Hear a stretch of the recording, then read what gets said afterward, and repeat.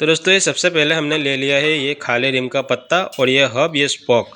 Hub के अंदर spoke हमने ऑलरेडी पहले से ही फिल कर लिए थे, लेकिन आपको सिखा देता हूँ कि स्पोक आपको हब के अंदर कैसे फिट करने हैं। तो यहाँ पे आप देख सकते हैं कि एक स्पोक मैंने नीचे की तरफ से ऊपर की तरफ डाला है और एक स्पोक ऊपर की तरफ से नीचे की तरफ डाला है। इस तरीके से पूरे हब के अंदर आपको स्पोक फिट करने हैं। यहाँ पे आप देख सकते हैं, देख के आपको समझ में आ जाएगा कि ये किस तरीके से स्पोक को डाला है, एक नीचे की तरफ से ऊपर की तरफ और एक ऊपर की तरफ से नीचे की तरफ। इसी तरीके से आपको दोनों तरफ स्पोक को फिट कर लेने हैं। पहले दोस्तों रिम में स्पोक फिट करने से पहले यहाँ पे एक इम्पोर्टेंट बात आपको बताना चाहता हूँ। यहाँ पे आप देख सकते हैं कि रिम के ऊपर जो स्पोक के होल है वो एक जैसे नहीं है। एक आपको राइट की तरफ दिखेगा, दूसरा लेफ्ट की तरफ दिखेगा। यहाँ पे पूरी रिम के ऊपर एक लेफ्ट एक राइट इस तरीके से होल होते हैं। लेफ्ट तरफ के जो होल होते हैं वहाँ पे लेफ्ट जितने भी स्पोक है वो लगेंगे, राइट तरफ के जितने भी होल है वो राइट तरफ के स्पोक सारे इसी में लगेंगे। तो स्पोक फिट करने से पहले आपको इस चीज़ का ज़रूर ध्यान देना है। यहाँ पे दोस्तों आपको कोई भी गलती नहीं करना है। तो सबसे पहले आपको हब और स्पोक को इस तरीके से सेंटर में रख लेना है। अब दोस्तों यहाँ पे आपको ध्यान से देखना है, ये काफ़ी इम्पोर्टेंट स्टेप है। सबसे पहले हमने एक ऊपर वाला स्पोक को पकड़ना है।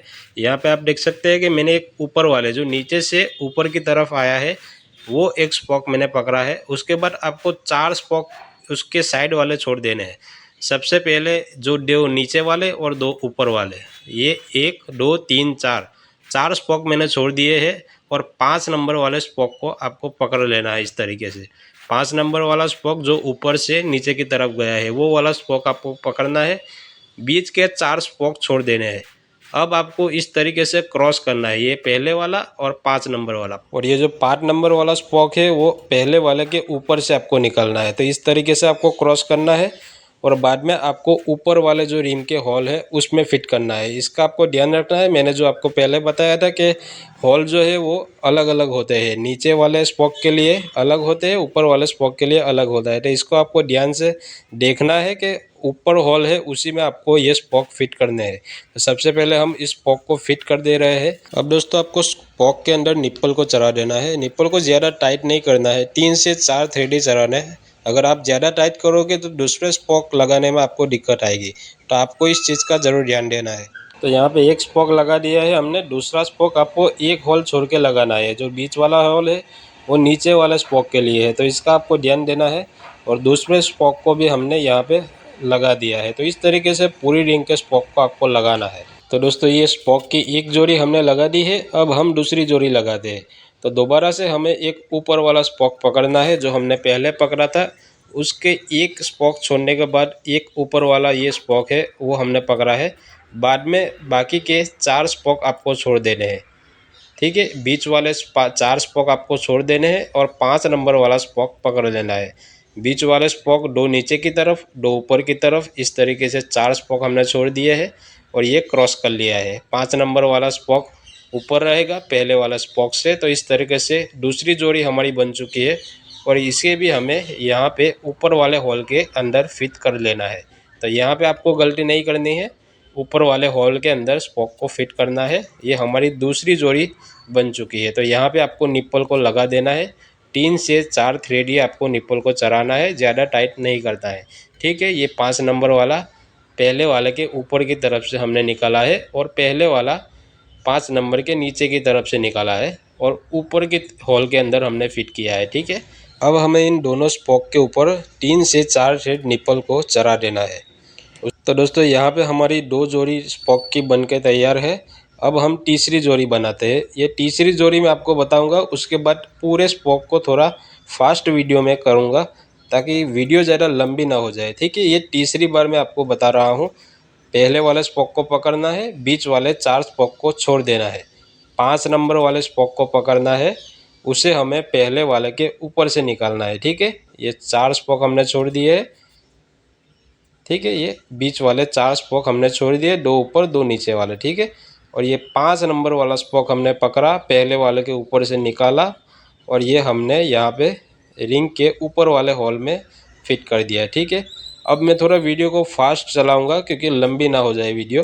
उम्मीद करता हूँ यहाँ तक आपको समझ में आ गया होगा कि स्पोक को कैसे फिट करना है। तो चलिए दोस्तों, बाकी के बचे स्पोक को फटाफट से फिट कर देता हूँ और दूसरे साइड के स्पोक को कैसे लगाना है वो बाद में आपको बताता हूँ।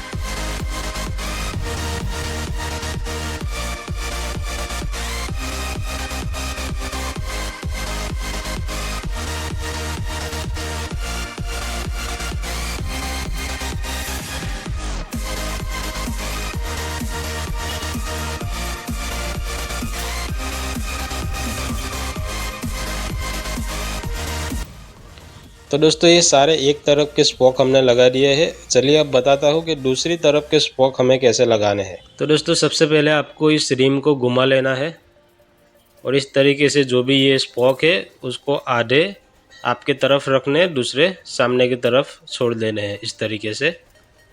और हमने पहली बार जो किया था उसी तरीके से आपको पहले वाला स्पोक पकड़ लेना है, ऊपर वाला कोई भी स्पोक आपके सामने वाला पकड़ना है और बीच वाले 4 स्पोक आपको छोड़ देने हैं, 2 नीचे वाले 2 ऊपर वाले। ठीक है, ये हमने 4 स्पोक छोड़ दिए, 5 नंबर वाला स्पोक पकड़ लिया है। ठीक है, अब ये 5 नंबर वाला स्पोक जो है, जो हमने पहले पकड़ा उसके ऊपर से निकालना है इस तरीके से। ठीक है, ये ऊपर से हमने निकाला और ये फिर हमने सामने वाले होल के अंदर ये इस तरीके से फिट कर देना है। ठीक है, ये ऊपर वाले जो होल है उसमें फिट करना है और आपको ये निप्पल को 3 से 4 थ्रेड चढ़ा देना है। ठीक है, ये हम चढ़ा दे रहे हैं निप्पल को, एक स्पोक में लगा दिया।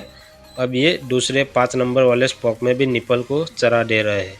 ये हमारी एक जोड़ी बन गई। अब दूसरी जोड़ी बनाते हैं। ठीक है, इसी तरीके से आपको पहले वाला स्पोक पकड़ना है, बीच वाले 4 को छोड़ देना है, 5 नंबर वाले स्पोक को पकड़ना है, ऊपर से निकालना है और होल में फिट कर देना है। तो दोस्तों, उम्मीद करता हूँ यहाँ तक आपको समझ में आ गया होगा। तो बाकी के स्पोक में फटाफट से वीडियो को थोड़ा फास्ट चला के यहाँ पे फिट कर दे रहा हूँ। उसके बाद हम सारे स्पोक को टाइट करेंगे और रिंग का अलाइनमेंट करेंगे।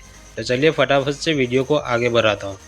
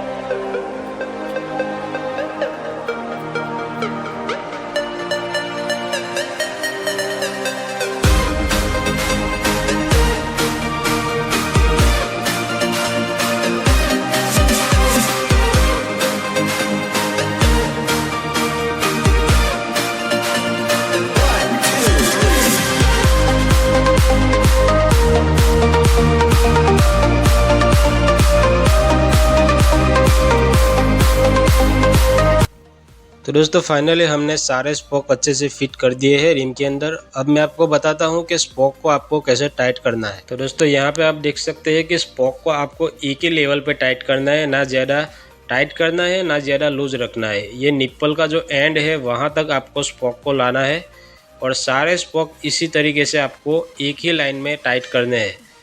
अगर आप कम या ज़्यादा करोगे तो रिंग में उछाल होगा और रिंग जो है वो जंप करेगा। तो इस चीज़ का आपको ध्यान रखना है। ये स्पोक रिंज है, स्पोक रिंज से हम ये सारे स्पोक को एक ही लेवल पे टाइट कर दे रहे हैं। ठीक है, तो चलिए फटाफट से दोस्तों वीडियो को आगे बढ़ाते हुए ये सारे स्पोक को फिट कर दे रहा हूँ। फिर आगे बताऊँगा कि व्हील का अलाइनमेंट कैसे किया जाता है।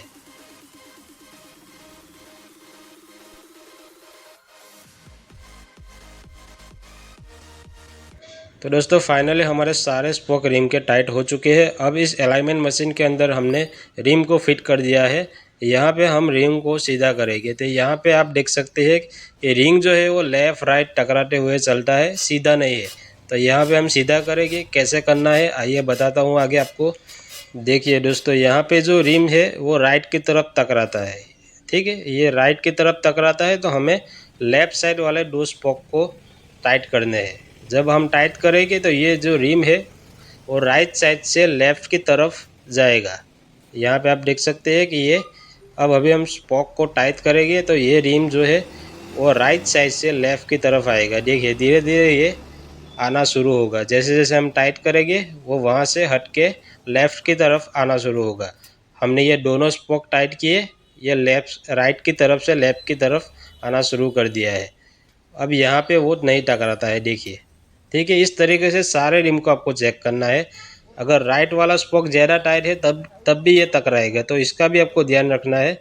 अगर राइट साइड में टकराता है तो राइट साइड वाला ज़्यादा स्पोक टाइट है तो उसको लूज करना है, और लेफ़्ट साइड जो भी स्पोक है उसे टाइट करना है। तो इस तरीके से पूरी रिम को आपको सीधा करना है। देखिए अब हम पूरी रिम को चेक करेंगे, जहाँ जहाँ भी टकराएगा वहाँ से इस तरीके से स्पोक को टाइट करते रहेंगे। अब ये लेफ़्ट साइड पे टकराता है तो राइट साइड वाला स्पोक हम टाइट करेंगे तो लेफ़्ट से राइट की तरफ रिम आने लगेगा। तो चलिए दोस्तों फटाफट से पूरी रिम को इस तरीके से मैं सीधा कर लेता हूँ, बाद में आपको फाइनल रिजल्ट दिखाता हूँ।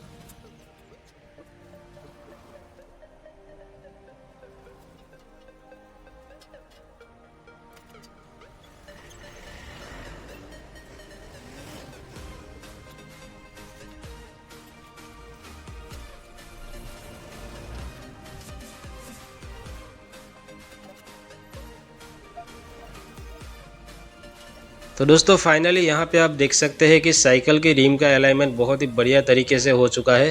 तो इस तरीके से होता है साइकिल की रिम का अलाइनमेंट। दोस्तों यहाँ पे और भी एक काम हमारा बचा हुआ है। अलाइनमेंट के बाद कुछ स्पोक यहाँ से बाहर निकल रहे हैं निप्पल के ऊपर से, तो आपको इस तरीके से चेक करना है कि कहाँ से स्पोक निकला हुआ है। यहाँ पे एक स्पोक निकला हुआ है। जब हमने स्पोक टाइट किए थे तब एक ही लेवल पे किए थे। जब अलाइनमेंट करने के बाद कुछ स्पोक यहाँ से निकलते हैं तो उसे हमें चेक करना है। यहाँ से हम इसको काटेंगे नहीं तो ये ट्यूब को डैमेज करेगा, पंचर करेगा। तो यहाँ पे हम फाइल से इसको घिस दे रहे हैं स्पोक को, ताकि ये ट्यूब को नुकसान ना करे।